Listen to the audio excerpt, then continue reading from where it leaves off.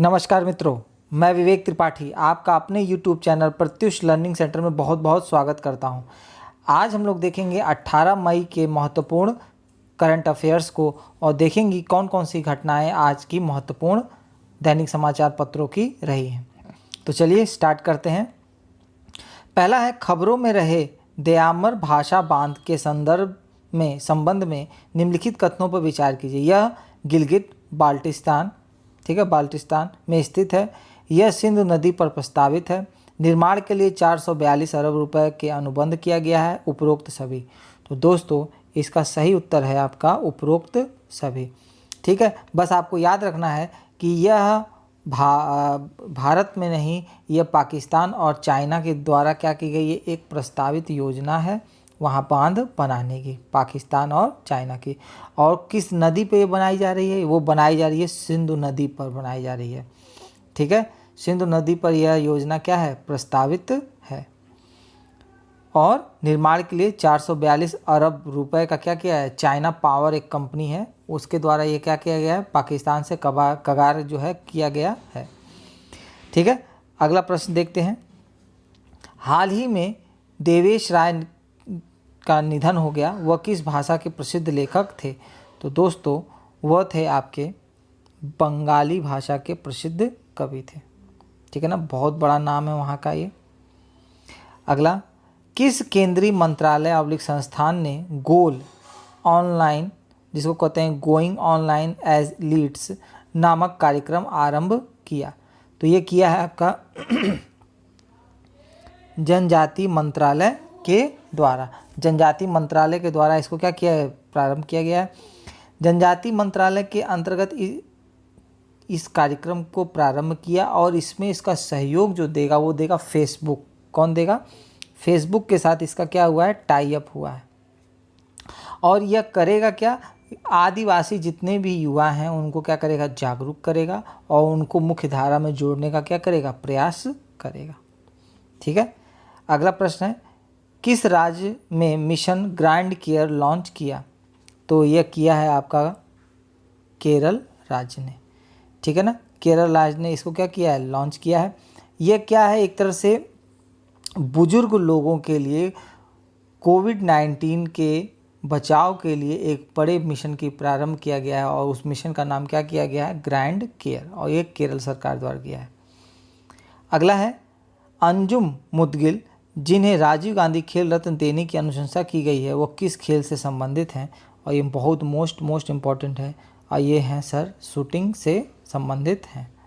क्या? शूटिंग। अगला प्रश्न है, कोविड-19 के मद्देनज़र विश्व बैंक ने भारत के लिए कितने बिलियन डॉलर की सामाजिक सुरक्षा पैकेज की घोषणा की है? तो दोस्तों वो की है 1 बिलियन डॉलर। इसके पहले भी उन्होंने 1 बिलियन डॉलर की थी पहले, और अब 1 बिलियन, और तो अब टोटल मिल के कितना हो जा रहा है, 2 बिलियन डॉलर की क्या हो गई है, मदद विश्व बैंक ने भारत की है। सरकार ने किस फसल के निर्यात को बढ़ावा देने हेतु एक निर्यात संवर्धन मंच की स्थापना की है? तो दोस्तों वो फसल है आपकी चावल। इसमें क्या है, जितने भी चावल उत्पादक क्षेत्र हैं, जैसे पश्चिमी बंगाल है, पंजाब है, उत्तर प्रदेश है, तो जितने भी चावल उत्पादक क्षेत्र हैं वहाँ से इनका क्या किया जाएगा, पूरा इनको बढ़ावा देने के लिए एक संगठन गठित करके और एक संवर्धन मंच की स्थापना की जाएगी कि जिससे इस फसल के निर्यात को और बढ़ावा दिया जा सके। अगला है, हाल ही में भारत ने 2028 के ओलंपिक में टॉप 10 में लाने के लिए वन स्टेट वन गेम योजना किसने लॉन्च की? तो ये आपका लॉन्च किया है खेल मंत्रालय ने। ठीक है ना, इन्होंने टारगेट बनाया है कि 2028 तक वन स्टेट वन गेम। अगला है, प्रतिवर्ष किस दिन को यूनेस्को द्वारा अंतर्राष्ट्रीय प्रकाश दिवस मनाया जाता है? तो दोस्तों यह मनाया जाता है प्रतिवर्ष आपका 16 मई को। क्यों मनाया जाता है?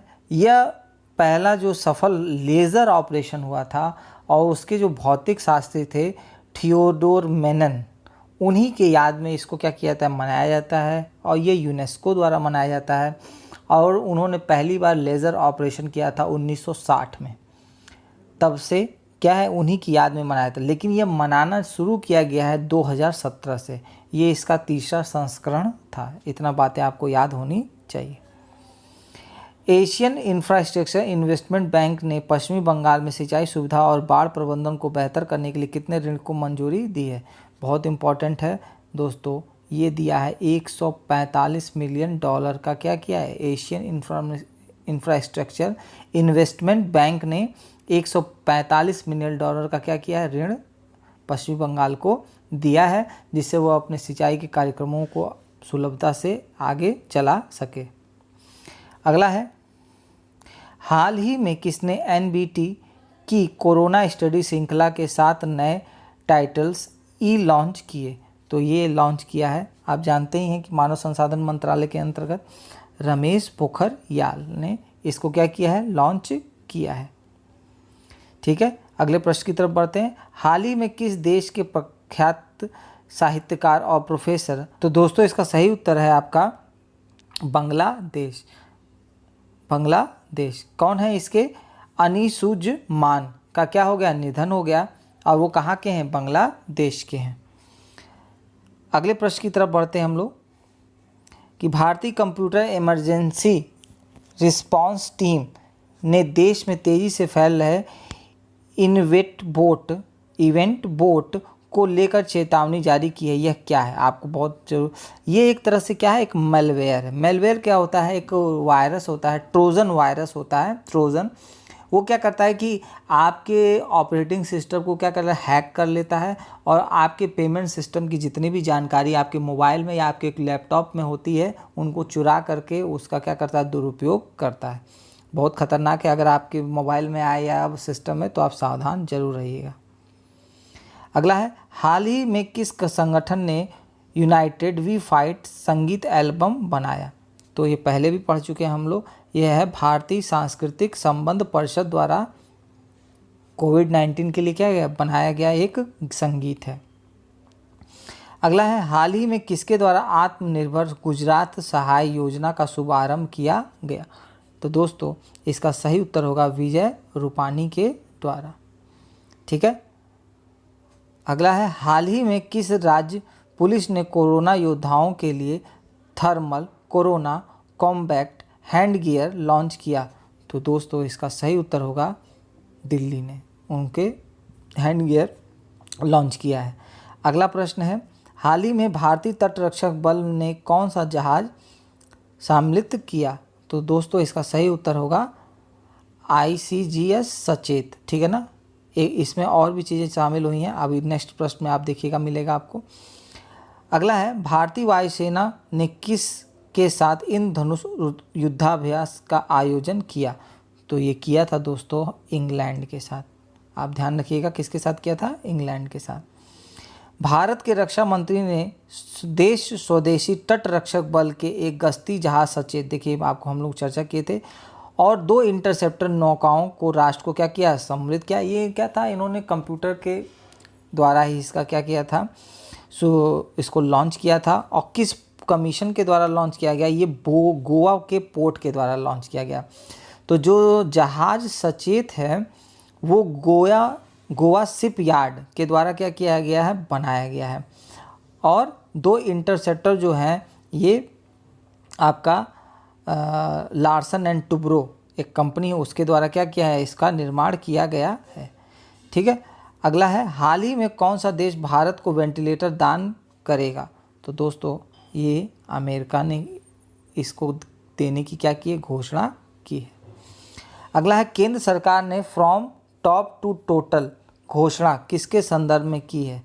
तो दोस्तों पहला विकल्प एक राशन कार्ड देश के सभी हिस्सों के लिए मान्य, प्रवासी श्रमिकों को भी मुफ्त खाद्यान्न उपलब्ध कराना, और देश के ग्रामीण क्षेत्रों में ई-लर्निंग सुविधा प्रदान करना, और ऑपरेशन ग्रीन्स में सभी सब्जियों और फलों को सम्मिलित करना। तो दोस्तों इसका सही उत्तर होगा ऑपरेशन ग्रीन्स में सभी सब्जी और फलों को क्या करना? ऐड करना।